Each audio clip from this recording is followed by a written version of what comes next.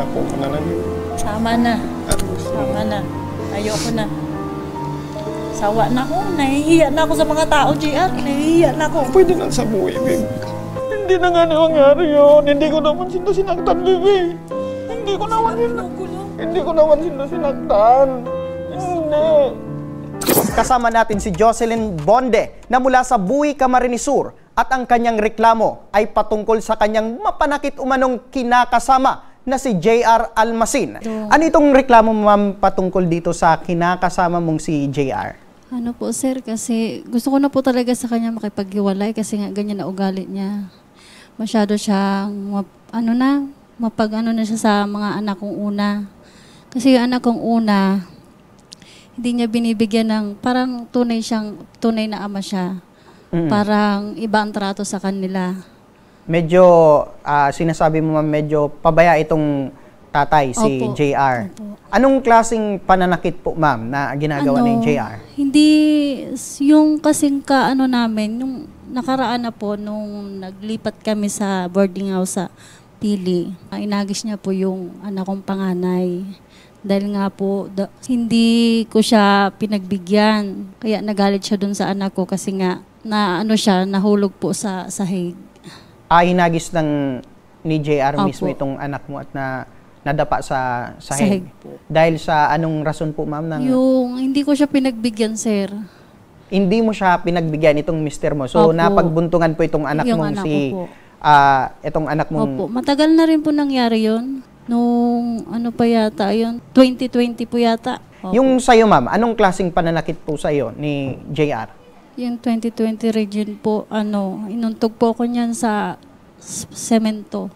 Inuntog ka sa semento. Ano Opo. naman yung naging dahilan, ma'am, noon? Tungkol doon sa kapatid ko, kasi binabalik-balik niya. Kasi nagkaaway sila ng kapatid ko. Binabalik-balik niya sa akin yung nakaraan tungkol pagkagalit niya sa kapatid ko. Binabalik-balik niya sa akin. Sabi ko naman, ano pa man ang mo, pinatawad na kita. Ito na, nagsasama na tayo. Sabi sa akin nung asawa ko, nagmumura siya. Galit na galit sa kapatid ko. Ngayon, nagkasagutan kami, yun yung inuntog ako sa semento. Maliban doon, ma'am, meron pa bang iba na klaseng pananakit itong si JR sa'yo? Sa ko, sir, wala naman, sir.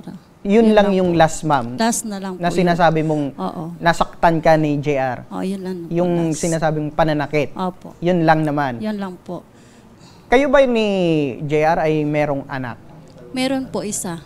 Isa lang yung anak mo? Isa lang po. Ilang taon po yung anak 6 nyo? years old po. Babae po ito? Lalaki po. Opo. Nung kayo pa ay hindi mag-asawa ni JR, kayo mag-boyfriend, girlfriend, siya ba ay mapanakit talaga? Hindi naman, sir. Bait niya. Mabait siya Ang bait niya, sir. Hinahatid-hatid niya pa nga po ang anak ko yung sa una, sa school. Napakabait niya po. Wala po akong masabi sa kanya. Babago din yan. Yun ang ko sa kanya. Kumbaga yun yung pinanghawakan mo, ma'am, na kung makikita mo ulit si JR, kaya mo ba siyang harapin, ma'am? Oo, sir. Kakayanin ko, sir, harapin siya para matapos na, sir. At ngayong hapon mismo ay personal siyang nagpunta dito sa ating studio. Papasukin niyo si JR Almacin. Ay! Iba si sir. May pa-flowers. Yan po si JR Almacin ang inireklamo po ni Ma'am Jocelyn. Sir JR, ikaw po ay personal na dumulog dito sa aming program. Gusto ko po kasi maayos naman kami. Kung ano po ang gusto niya na gibuhon ko para mapatunayan niya na baguhin ko yung sarili ko po. Gagawin ko po. Maliban sa kanya, pati yung anak nyo ay nasasaktan nyo na. Hindi lang physical, pati emotional dahil namumura mo na sila. Totoo po yun na nangyari yun. Kasi po, nasasaktan din po kasi ako. Nasasagutin siya ng anak niya. Na nandito ako, na naririnig ko. Minsan nakakasalita ako dahil ayokong sasagutin siya ng anak niya. Dawa hindi ko sinda anak, tinuturing kong anak. Ang naging dahilan mo kung bakit nasaktan mo itong anak ni... Hindi ko nasaktan po, sorry po, hindi ko po Hindi mo siya sinaktan? Hindi po, sorry po, hindi ko po sinaktan. Pinta ko kung linagay niya po dyan, namunti ko po siyang nga po, kasi nag-overtime po kami noon, alas 12, Father's Day yun, hindi ko din alam na galit sa akin kasi nangako din ako na may maibibigay ako sa kanya tapos wala akong naibigay. Muntik ko din siya doon masaktan po kasi sa sobrang pagal po, punong-puno pa po ako ng simento nung pag-uli ko sa bahay noon eh. Opo. Sa inisip niya naman sana yon na pag natapos ko kasi yung trabaho ko, makakuha kami ng pera. Pag hindi ko natapos, wala kaming pera. Ibumawi naman ako sa kanya noon, bingi na ako ng pasensya. Ako, agad, babe, pasensya na. Gaano mo siya kamahal, itong si... Sobra po. Di ko po kakonsentrate sa trabaho ko. Ma'am Jocelyn, ano yung masasabi mo rin na... Wala naman sir, wala akong sinasabi sa kanyang ganun. Pag uwi niya, tahimik lang ako. Nakahiga ako, tapos sabi niya sa akin, siya nga yung dabog ng dabog eh. Pag hindi na sa kusina, kumakain siya. Ang kasi ako pala niya, padabog Hindi ng mo ako padabog. binibigyan ng pagkain, pinapabayaan mo na lang ako. Hindi sir, kasalanan niya naman yan sir, kasi paulit-ulit na. Tama na, ang dami na tayo nasasaktan. Babe, Malis ka na. Hindi mo na kumaano, JR. Tama na. Tama na. Tama na. Tama na. Habo ko na. hindi na nga nangyari yun. Hindi ko naman sinaktan, baby. Hindi ko naman sinaktan. Hindi. Ako, hindi mo lang binibigyan ng gamit, tapos pag binibilihan ko, nagagalit ka. Maniwala ka, hindi ko naman sinaktan si mama mo. Nilalasmito ko yun eh. Na! Bigyan mo na kami ng kaluwakan ng isip namin. Bakit siya namin? Tama na. Ako na lang yun. Tama na. Tama na. Ayoko na. Sawa na ako. Nahihiya na ako sa mga tao, JR. Nahihiya na ako. Pwede na sa buhay, babe. Rapol mo nga ni ko. Nagbayad kita parehaso. Hindi na kita nahirak sa mga kita. Ibang mo bisyo mo. Mga agi. Babe, wala na. Patutunayan ko yan sa'yo mo dito, babe. Promise, pabarangay kong pulisman kung saan. Gagawin ko. Bigyan mo na kaming space. Bigyan mo kami Pagbigyan ta ka nga ni, pero sana okay kita. Pagbigyan ta ka, hindi kita pupuntahan doon. Papadarahan ko kamo, susuportahan ko kamo. Hindi kita guguluhin doon sa buwi. Dahil aram ko kung saan ka. Aram ko. Tama na, sinabi mo na rin yan. Sawa na ako sa pagsabi mo. Doon na doon. Sir JR, punta ka muna dito, Sir JR. So, tatanungin kita, ma'am. Wala na bang kahit katiting na pagmamahal dito kay Sir JR?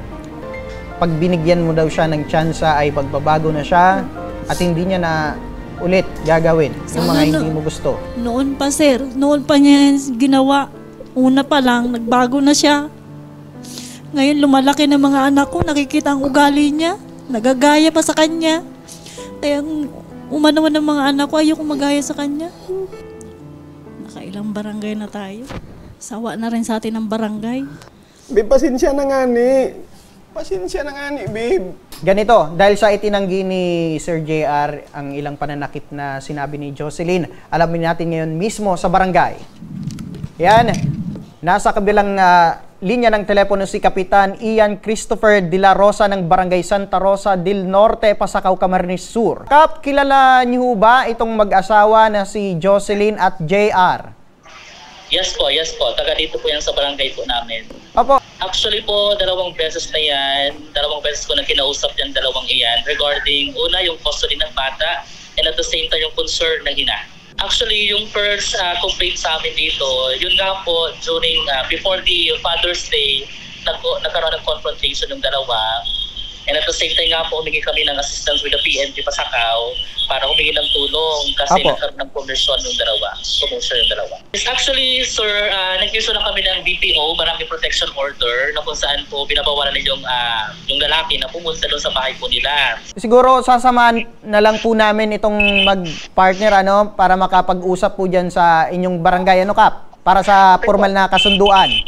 Anytime po. Yan mga ka-aksyon, para sa maaring legal na aksyon, makakausap natin si Police Staff Sergeant Junelia Atacador, ang Women and Children Protection Desk Officer ng Pasakaw Municipal Police Station. Regarding po sa kaso nila, pwede po siyang magsampa ng kaso ng violation on Republic Act 9262 or Anti-Violence Against Women and Children po. Kailangan niya lang pong pumunta dito sa aming tanggapan, sir, at kukunan namin siya ng testimonya or affidavit. Ano po ang magiging responsibilidad po ni JR patungkol po dito? Yung sustento po sa anak nila, dapat hindi po yun maputol. Maraming salamat po, Ma'am Atakador. Welcome po. Sa huling pagkakataon, Ma'am Jocelyn, hindi mo na ba mabibigyan ng pagkakataon at tsansa si JR na ngayon ay humingi paluhod ng pagkapatawaran sa'yo? Hindi na po sir, paulit-ulit na lang. Nahihiya na ako. Ulit mo na lang binibigay sa akin. Perwisyo naman. Sana inisip mo yan. Naisip Bago ko na mo nga ginawa yan, yan. babe. Naisip ko na Isip nga mo na yan. Anong ginawa mo sa akin noon?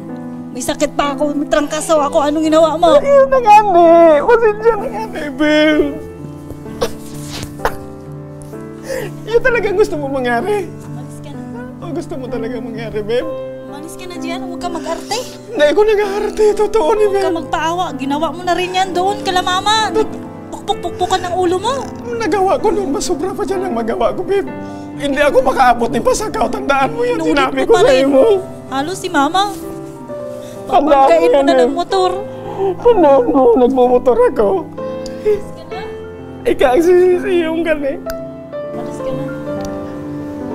Babe. Umalis ka na pa yan. Mamamatay ako, babe. Tandaan mo yung sinabi ko, babe. Ay, hindi na nga, babe. Ito na nga, babe mo. Sir.